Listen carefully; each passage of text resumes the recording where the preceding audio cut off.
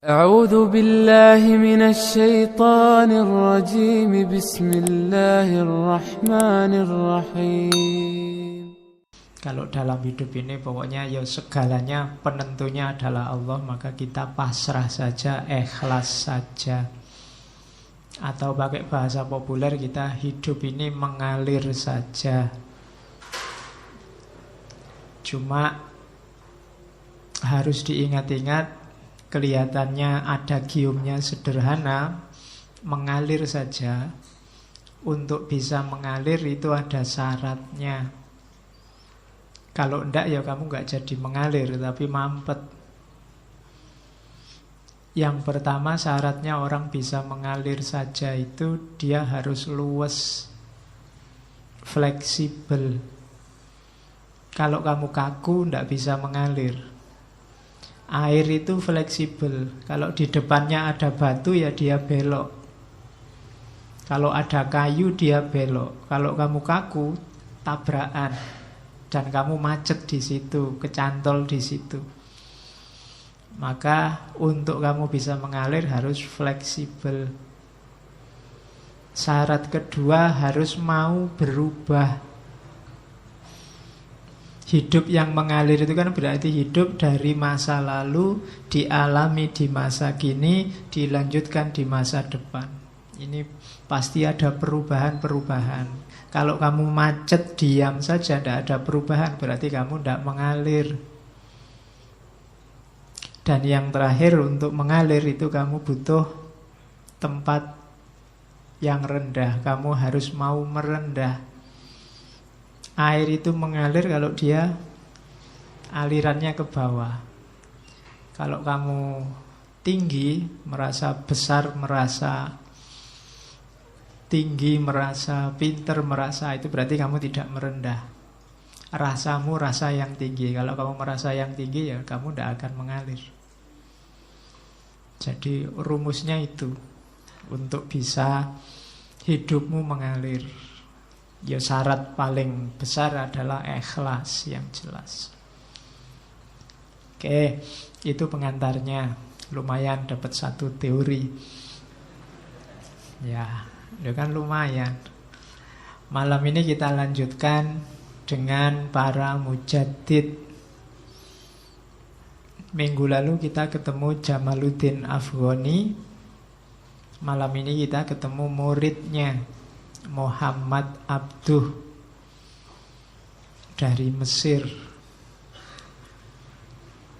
Kalau ada yang merasa saya ini anaknya orang kecil, tidak mungkin jadi orang besar, lihatlah beliau, Muhammad Abduh. Muhammad Abduh ini bapaknya petani.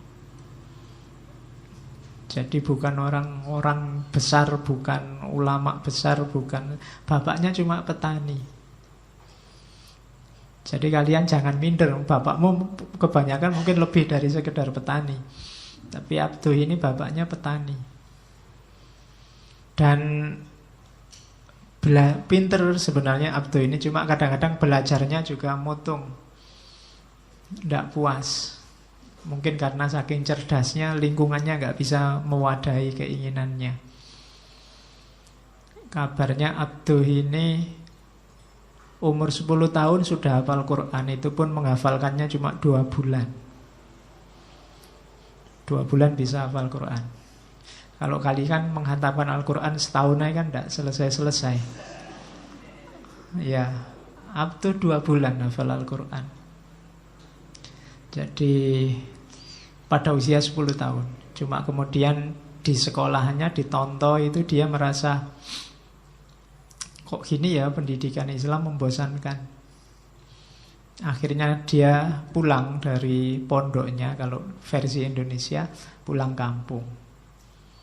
Terus kawin. Umur 16 tahun kawin Abdul di kampung. Wong petani, bantu bapaknya tani. Ya apa yang dilakukan tani itu kan ya hidupnya santai, menikmati hidup, ya mau apa lagi. Umur 16 tahun dia bertani. Tapi terus didatangi oleh pamannya, namanya Ahmad Darwis. Kata pamannya, kamu itu pinter, Ndak cocok, eman-eman potensimu kalau hanya bertani. Sekolahlah lagi. Baliklah lagi dia ke pondoknya sampai kemudian lulus dan masuk Al-Azhar. Masuk Al-Azhar pun dia masih belum puas. Dia masih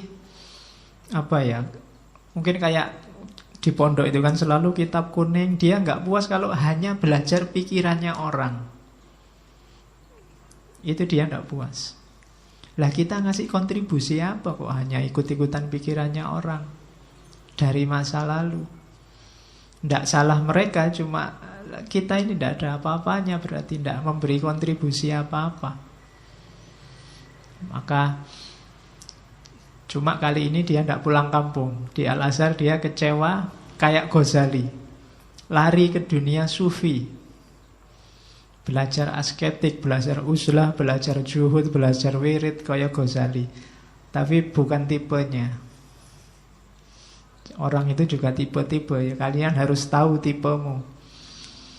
Mungkin membaca-baca Ghazali terus Abduh kepingin kayak Ghazali. Katanya Ghazali puncaknya itu ya di tasawuf. Dia mencoba masuk ke tasawuf tapi tidak jodoh. Datang lagi pamannya Ahmad Darwis tadi terus bilang, kamu juga tidak bakat jadi sufi. Duniamu tidak di sini. Biar kamu tidak bosan belajar agama, belajarlah juga ilmu umum. Nanti dia terus belajar logika, belajar matematika, belajar ilmu-ilmu umum. Di situ dia baru merasa puas. Kayak gini ilmu. Tidak kayak hafalan nazom, tidak kayak hafalan kitab kuning, tidak kayak itu Abduh. Apalagi terus kemudian ketemu dengan mentornya Jamaluddin Afghani. Dia sangat tunduk pada gurunya ini, sehingga banyak menyebarkan gagasan gurunya. Sampai kemudian diskors dari kampus. Sampai ketika dia sudah ngajar dia diberhentikan. Tapi tidak masalah, dia tetap aktivis. Meskipun nanti belakangan di akhir hidupnya dia jadi qadhi, dia jadi kepala, kalau di Indonesia mungkin semacam mahkamah agungnya, jadi guru besar, tapi dia sudah berjuang kemana-mana membantu gurunya. Gagasan-gagasannya tidak sangat jauh dari gagasannya Jamaluddin Afghani. Cuma di beberapa titik lebih kontroversial. Nanti kita lihat ada kontroversial di mana. Yang suka banyak, pengaruhnya luar biasa tokoh ini. Di Indonesia masih sangat terasa sampai hari ini. Gaya berpikir model Abduh dan kawan-kawan. Kalau di Indonesia kan masuknya lewat Al-Urwatul Wusqa. Ya, majalah yang diterbitkan bareng-bareng dengan gurunya. Tulisan-tulisannya juga banyak. Bagi yang bisa bahasa Arab, tulisan-tulisannya Abduh beberapa bisa di-download gratis. Silahkan kamu googling, cari karya-karya beliau. Oke, ini ya bahasa Arab. Ya, kamu ngaji aja males ya, apalagi diam-diam baca kitabnya Abduh. Oke, nanti beliau meninggal 1905. Kelahiran 1849. Berarti umurnya sekitar 56 tahun. Tidak terlalu tua, tapi jasanya besar, khususnya untuk dunia Islam. Mesir itu kan di era kehidupannya Abduh sedang kesengsem luar biasa dengan sains. Saat itu penguasanya adalah Muhammad Ali Pasha. Yang memperkenalkan sains ke dunia Mesir itu Napoleon Bonaparte, Perancis. Perancis ini sebenarnya Napoleon ini datang ke Mesir itu sebenarnya untuk transit. Target utamanya India dalam rangka saingan sama Inggris. Napoleon ini masuk ke Mesir selain membawa pasukan, dia juga membawa banyak ilmuwan. Ada sekitar 60-an ilmuwan yang dibawa dari berbagai bidang ilmu. Terus dia di Mesir juga membangun laboratorium ilmiah, namanya Institut di Egypt. Dari situ orang Mesir terbuka matanya tentang dahsyatnya sains. Cuma ya seperti di mana-mana, ketika kubu sini hidup, kubu sebelah juga hidup. Yang konservatif juga resisten. Sains barat dianggap merusak. Tapi di sisi lain, penguasanya lebih pro sains barat, Muhammad Ali Pasha. Dari situlah nanti lahir tokoh-tokoh banyak yang disekolahkan ke Perancis, banyak yang dikirim ke luar negeri, banyak mendatangkan guru, banyak dilakukan terjemahan. Akhirnya lahirlah fase pembaharuan di dunia Islam. Salah satu tokohnya beliau ini, Muhammad Abduh. Itu untungnya Mesir yang datang Napoleon membawa ilmuwan. Kalau di Indonesia yang datang Belanda. Iya, Belanda isone mau ngadu-adu. Grup ini diadu sama sana, kalau sudah lemah dia masuk. Strateginya Belanda kan gitu, dipecah-pecah terus dijajah. Dan kita nggak dapat apa-apa. Yang dijajah Inggris, kayak India itu mungkin Inggrisnya lebih lancar daripada kita. Kita dijajah Belanda ya bahasa Belanda paling 1-2. Karena Belanda itu mau ngajari itu kan di sekolah-sekolah khusus yang dia bentuk sendiri untuk kepentingan mereka sendiri. Dan nggak semua orang bisa sekolah di sana. Nah, itu Belanda. Ya nasib kita. Cuma kalau ya makanya kita itu kan kalau bahasa asing agak trauma. Karena tidak terbiasa. Tidak dibiasakan oleh Belanda. Kalau Perancis, kalau Inggris mungkin lebih enak, lebih nyaman. Sayangnya kita dulu nggak bisa nego.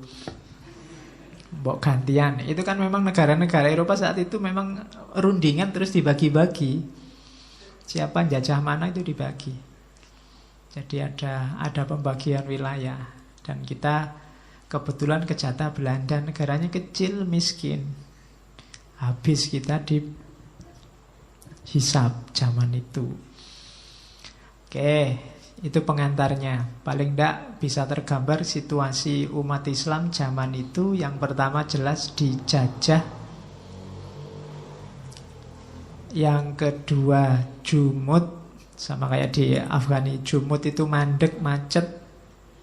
Orang tidak boleh berpikir sendiri, pintu ijtihad ditutup. Yang ketiga banyak yang terus lari ke dunia tasawuf, sufi. Orang yang kalah masuk ke dunia sufi itu pas, cocok. Karena sufi dunianya pasrah, tidak bikin gelisah. Ya, kalau kamu masuk ke sufi kan tidak ada yang bikin kamu gelisah. Semuanya sudah kehendaknya Allah. Apapun yang terjadi itu maunya Allah, selesai. Jadi kalau ingin hidup tentram, nyaman, memang masuk ke dunia tasawuf. Cuma kita punya tanggung jawab loh. Selain hubungan kita sama Allah, kita juga punya tanggung jawab khalifah. Kita punya tanggung jawab menentukan ketentraman, kemakmuran, harmoni alam semesta. Satu-satunya makhluk yang dikasih amanat dan dikasih modal untuk bisa mimpin alam semesta itu manusia. Dan itu tugas kita. Oke, makanya ya perlu orang-orang seperti Abduh Afghani untuk membangunkan kita. Jangan melarikan diri dari masalah, dari dunia. Kita punya PR besar. Saya tidak tahu PR-nya sudah selesai apa belum hari ini. Kalau sudah selesai nilainya berapa, itu Allah yang tahu. Tapi semoga kita sudah siap berusaha. Oke, saya ambil dari kutipannya Abduh. Ini yang pertama menunjukkan kekagumannya pada gurunya, sekaligus tipikalnya santri, hormat gurunya. Sesungguhnya kedua orang tuaku telah memberiku kehidupan, di mana aku bisa bergabung dengan kedua saudaraku, Ali dan Makhrus. Ini saudara laki-lakinya. bisa ketemu saudara Ali dan saudara Makhrus itu karena orang tua kandung. Akan tetapi Sayyid Jamaluddin Afghani memberiku kehidupan di mana aku bisa bergabung bersama Muhammad, Ibrahim, Isa, para wali dan orang-orang suci. Jadi orang tua penting. Orang tua jasmani itu ya orang tua kandung kita, orang tua rohani itu guru-guru kita. Makanya Abdu sangat hormat pada gurunya Jamaluddin Afghani, seorang pembaharu, pengembara yang kemarin kita bahas. Jadi gara-gara Afghani lah Abdu merasa bahwa aku bisa bareng-bareng dengan Muhammad, bareng-bareng dengan Musa, dengan Isa, dengan para wali.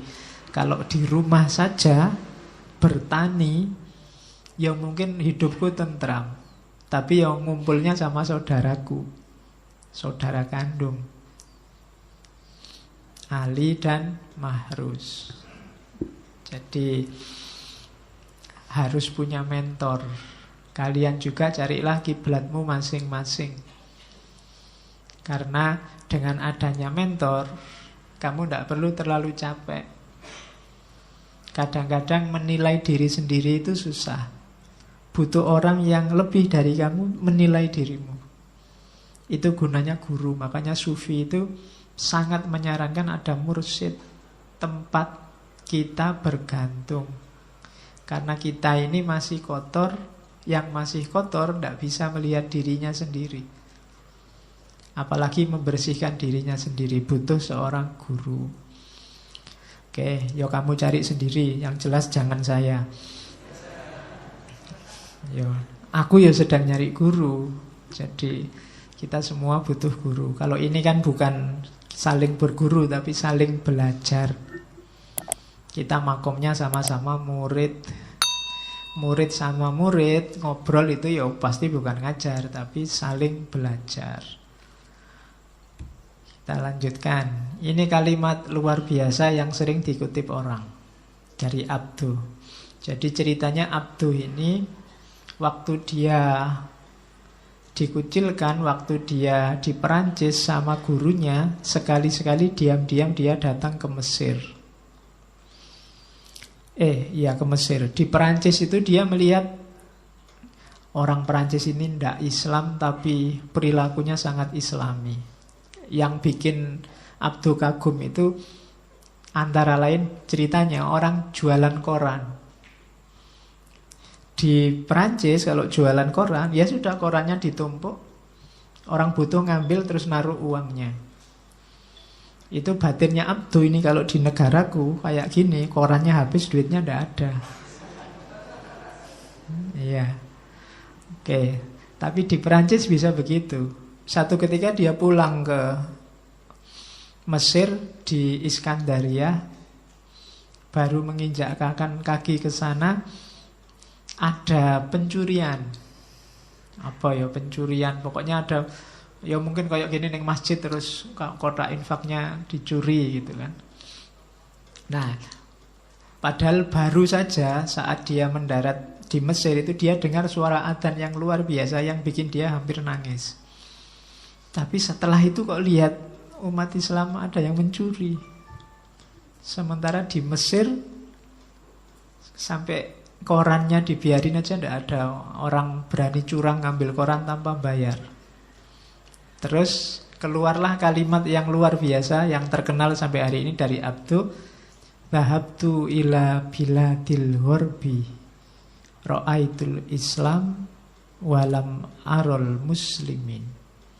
Wa dhahabtu ila biladil arabi ra'aitul muslimin walam arol Islam. Aku pergi ke negara barat, kulihat Islam tapi tidak kulihat Muslim. Dan aku pergi ke negara Arab, kulihat Muslim tapi tidak kulihat Islam. Di sekeliling kita Muslim banyak, tapi nyari Islam susah. Di barat tidak ada Muslim, tapi banyak sekali perilaku-perilaku Islam. Itu kegelisahannya Abduh dulu, abad 19 awal. Saya tidak tahu di Indonesia sekarang masih kayak begini apa enggak. Jadi Islam banyak, di mana-mana simbol Islam bertebaran, tapi Muslimnya sedikit. Muslim banyak, Islamnya nggak kelihatan. Hari ini yang kita lihat hanya Muslim, Islam tidak terlihat. Di Barat, Muslimnya tidak ada, Islamnya kelihatan. Ini sindiran luar biasa pada umat Islam zaman itu, bukan zaman sekarang. Kalau zaman sekarang mungkin lebih parah. Jadi zaman itu umat Islam itu kehilangan nilai-nilai keislamannya, bahasa lainnya itu. Sementara Barat yang tidak kenal Islam, hidupnya sangat Islami. Itu problem besar bagi Abduh. Berarti apa? Perjuanganku harus ini. Gimana caranya orang Islam itu ya selain identitasnya Muslim, perilakunya juga Muslim, Islami. Tidak gegeran sesama, tidak caci maki, tidak blok-blokan, tidak saling mengkritik. Nah, itu misinya Abduh. Jadi dhahabtu ila biladil ghurbi ra'aitul Islam walam arol muslimin. Kalau kalian tidak percaya, habis ini bukalah Twitter, apa bukalah Facebook, WA. Isinya kan saling menjatuhkan sesamamu sendiri. Yang kamu kritik itu ya temanmu sendiri yang sesama Islam. Yang kamu maki-maki juga saudara Muslimmu. Kamu yang ikut maki-maki, dia maki-maki duluan sih. Terus kamu niru. Oke.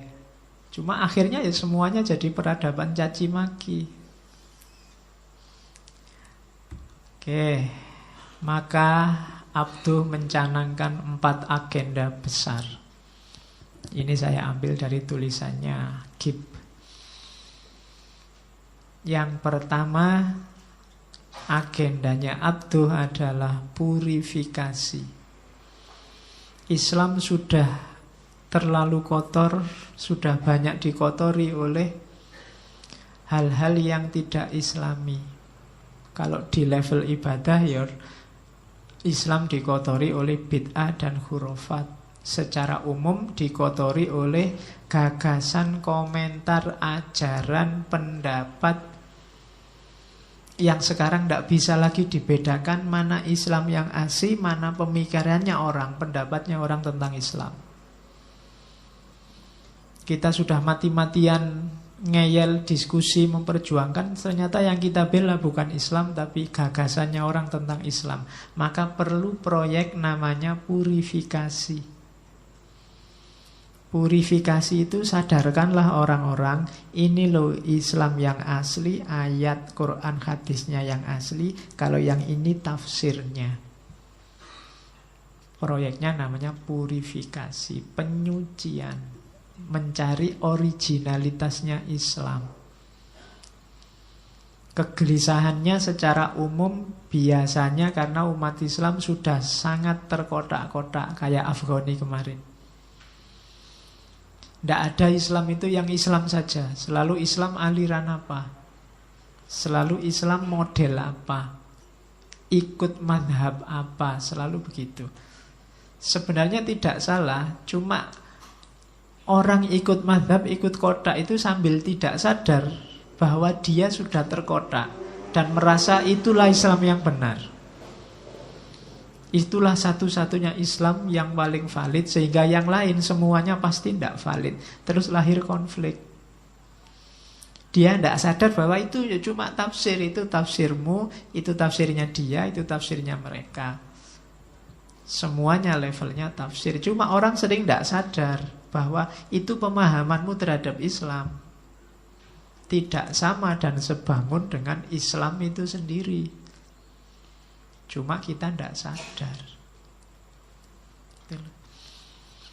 Jadi maka perlu usaha purifikasi. Ayo dibedakan, dibersihkan, dikategorikan yang jelas bahwa ini pendapatmu terhadap ajaran Islamnya ini loh. Nah, itu purifikasi. Ya kan dulu di awal-awal modern pengaruhnya Abduh masuk ke Indonesia kan populer sekali. Beberapa organisasi kan dibentuk dengan jargon ini. Dulu terkenal sekali TBC, Tahayul Bid'ah Khurafat. C-nya zaman dulu ya, bukan curofat. Mocone khurafat. Jadi itu dulu di awal-awal modernitas dianggap penyakit. Karena Islam banyak campur dulu dengan toreko-toreko, dengan saya bilang tadi kotak-kotak yang macam-macam sehingga tidak jernih lagi. Maka perlu purifikasi. Cuma purifikasi versi para pembaharu ini nanti beda dengan purifikasi yang satunya. Jargonnya sama, kembali pada Al-Quran dan Sunnah dan hadis secara murni. Cuma yang satunya ya sudah itu titik. Kalau di Abduh ini enggak. Kalau sudah ketemu Islam yang murni, kita hidupkan Islam yang murni itu. Dan jangan lupa mikir, namanya ijtihad. Kalau ada hal-hal yang belum terjangkau oleh ajaran Islam, bedanya di situ. Ayo kembali pada Quran dan hadis. Cuma jangan lupa berpikir, jangan lupa ijtihad. Itu proyeknya Abduh yang pertama. Yang kedua reformasi.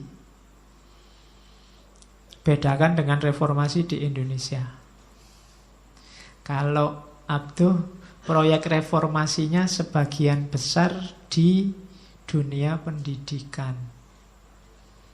Abduh sempat jadi rektornya Al-Azhar. Dan nanti dia melakukan modifikasi pendidikan yang luar biasa. Kalau kalian hari ini teriak-teriak bahwa ilmu umum dan ilmu agama itu tidak saling bertentangan, saling berkaitan, itu sudah didului jauh oleh Abduh. Dialah yang memasukkan kurikulum-kurikulum umum ke dalam jurusan-jurusan agama. Dia yang memperkenalkan filsafat ke dalam kajian Islam. Jurusan akidah dan filsafat itu ya benchmarknya Al-Azhar. Sama nama-namanya sekalian. Jadi, dan itu luar biasa karena bagi Abduh kuncinya umat Islam bisa bangkit kembali intelektualitasnya adalah filsafat. Orang mau berpikir lagi. Nah, bukan politik, bukan yang lain, tapi filsafat. Itu maka pendidikan harus kenal filsafat. Kalau pendidikannya nggak kenal, kita bikin ngaji sendiri, ngaji filsafat, nggak masalah. Jadi banyak kapan-kapan kita ngomong filsafat pendidikan, Abduh salah satunya. Dia melakukan banyak reformasi di bidang pendidikan. Oke. Ya saya kasih contoh satu tadi yang filsafat. Di luar itu macam-macam. Itu namanya reformasi. Karena perubahan sosial dimulai dari pendidikan. Kalau dimulai dari pendidikan, terus muncul kesadaran di tengah masyarakat. Sehingga menata ulangnya lebih mudah, masyarakatnya sadar. Kalau kita dulu kan enggak, mulainya dari dunia politik. Akhirnya kebingungan. Dulu zaman reformasi kan begitu berhasil menumbangkan orde baru, kita bingung dewe, terus mau ngapain? Musuhnya sudah kalah. Selanjutnya bagaimana kita, sampai hari ini kelihatannya kan kita masih bingung-bingung bagaimana gitu. Masih tidak jelas bangsa ini mau dibawa kemana. Kayak jargonnya Marcuse, masyarakat modern itu rasional in detail dan irasional secara umum. Kita hari ini gitu, rasionalitasnya detail, tapi mau kemana kita tidak tahu. Bangsa ini mau dibawa kemana kita ya masih tidak jelas.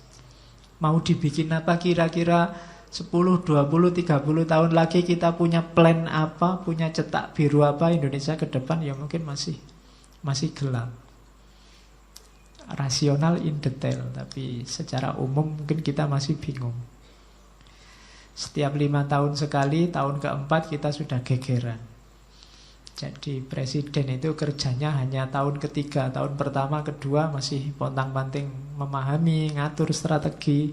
Nah, tahun ketiga baru mau kerja, tahun keempat disuruh siap-siap lagi untuk tahun kelima.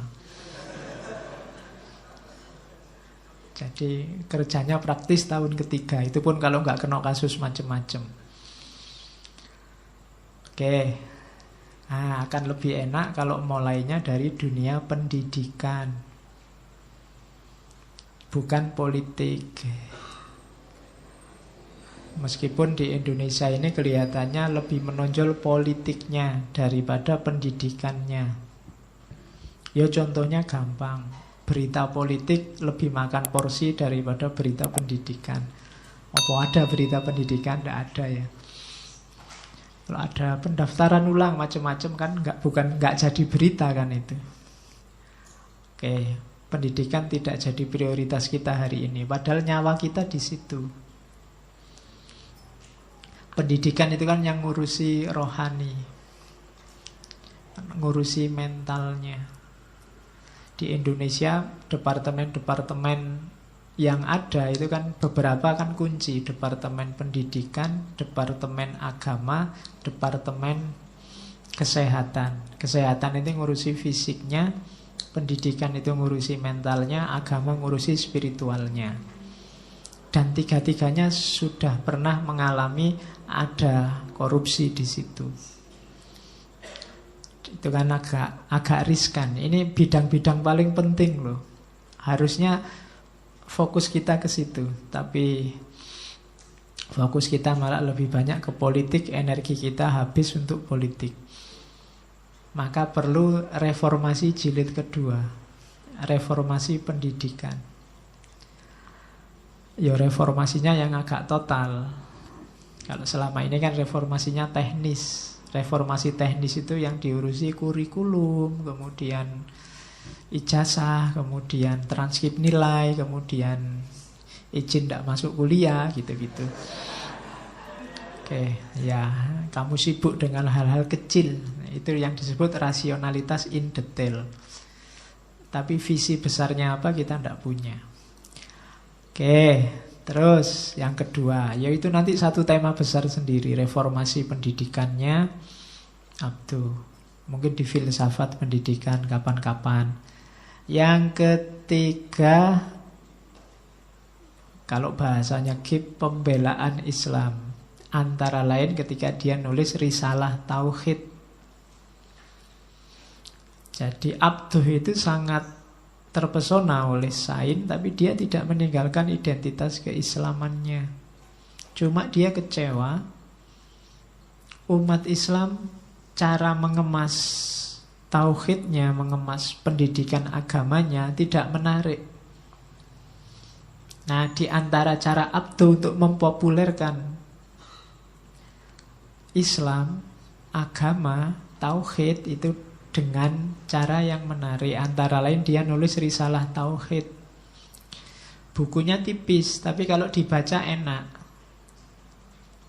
simple, tidak ruwet. Orang awam juga bisa paham. Ya kalau kamu tidak paham kan karena bahasanya. Tapi sudah banyak diterjemah, tidak masalah. Itu misinya Abduh itu. Jadi saat itu dia melihat di Beirut kajian ilmu kalam kok ruwet begitu ya. Membahas ilmu kalam, tema-temanya jelimet, bahas langit semua. Kemudian muridnya paham, ndak ya ndak tahu, yang penting hafalan. Terus kalau ujian ditanyakan,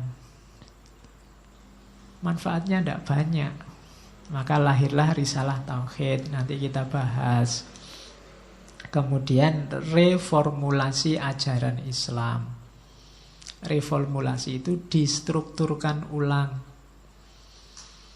Bukan ajaran Islamnya diganti, tapi formatnya. Makanya namanya reformulasi, bukan reformasi. Antara lain dengan ijtihad. Jadi yang dipopulerkan Abduh, ajaran Islam itu diformat ulang, sesuaikan dengan zaman. Kuncinya apa? Ijtihad. Orang harus mau berpikir sendiri dengan dasar ajaran agama untuk menjawab problem-problemnya hari ini. Itu namanya ijtihad. Oke, jadi 4 agenda pembaharuannya Abduh.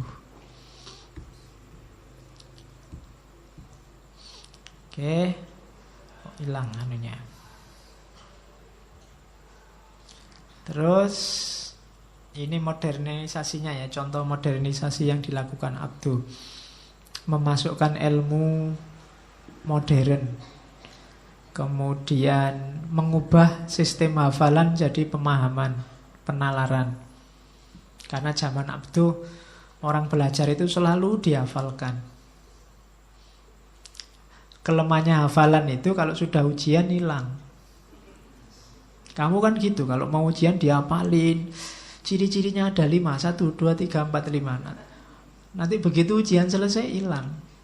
Tidak ada manfaatnya ilmunya. Maka Abduh tidak. Ya, hafalan bagus, tapi jangan di situ. Nanti akalnya tidak jalan, tapi pemahaman dan penalaran. Terus menghidupkan metode diskusi biar orang tidak taklid, dibahas. Diskusi munadzarah. Kita adopsi itu di sini. Kalau di UIN ada istilah munakosah. Jadi munakosah itu bukan pembantaian, tapi diskusi. Ya, itu ya kamu kan ngeri kalau masuk munakosah seolah-olah mau dibantai. Nah, itu diskusi yang produktif. Biar tidak taklid kan gitu. Kalau kamu masuk ke ruang munakosah, jangan dibayangkan mau dibantai. Jangan dibayangkan mau dijatuhkan, enggak. Mau diajak diskusi. Dan harus pede. Kenapa? Kamu yang tahu, kamu yang meneliti dan menulis. Kadang-kadang kamu enggak pede sama yang nguji, kamu ditanya macam-macam, kamu tinggal bilang, loh Bapak kok bilang gitu, wong saya yang neliti kok. Ya. Pasti kamu lebih tahu, kamu yang neliti. Oke. Makanya masuk itu munakosah, bukan istilahnya munakosah, bukan ujian, bukan tapi munakosah. Kalau munakosah berarti diskusi, munadzarah. Dan itu dimasukkan oleh Abduh, itu jasanya Abduh loh ya kamu. Makanya Fatihahlah pada Abduh. Dia berjasa menyelamatkanmu dari ujian pembantaian menjadi munakosah. Oke, terus meminimalisir tradisi taklid. Antara lain mahasiswa semester awal tidak usah sibuk dulu dengan syarah dan hasyiah. Syarah dan hasyiah itu kan kalau ada naskah utama, terus biasanya ulama yang lain ngasih komentar. Komentar level pertama namanya syarah. Syarah shin ya, bukan S ya. Kalau syarah S kan nanti bayanganmu syarah Azhari atau syarah Sopo. Syarah ini kalau dikomentari lagi namanya hasyiah. Hasyiah ini kalau dikomentari lagi namanya taklik. Nah, kalau Abduh jangan sibuk di sini dulu deh. Apalagi mahasiswa semester awal. Jangan kesusu dogmatis, jangan kesusu ideologis. Karena kalau sudah syarah, taklik itu biasanya sudah masuk dalam pusaran madhab-madhab, aliran-aliran tertentu yang tidak berani berpikir sendiri, beraninya hanya mengomentari. Tidak berani berpikir berbeda. Mahasiswa harus mandiri, harus produktif. Maka yang semester-semester awal dilatih berpikir dulu. Di beberapa negara yang saya tahu ada yang mahasiswa itu mengambil jurusan itu sekitar setelah tahun-tahun pertama, tidak sejak awal kuliah. Biasanya di awal itu untuk logika sama bahasa.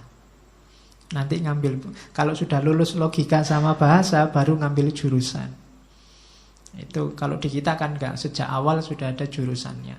Gunanya apa logika sama bahasa? Ini penting. Kalau kamu bahasamu kuat, kamu bisa membaca kemana-mana, nyari referensi sebanyak mungkin. Tanpa harus tergantung dosenmu, gurumu, wawasanmu bisa meningkat pesat. Terus kalau logikamu jalan, kamu tidak sekedar menghafalkan, menelan mentah-mentah, tapi bisa menganalisis. Cukup kamu bisa logika sama bahasa, asal kamu tekun selanjutnya, kamu bisa menguasai banyak hal. Baru setelah itu cari minatmu apa. Nah itu mungkin visinya Abdu di awal-awal, jangan kesusu ingin mengkritik orang, jangan kesusu ingin mengomentari. Dikasih bekal inti dulu, yaitu logika sama bahasa. Nah, itu maunya Abdu. Boleh kalian tiru.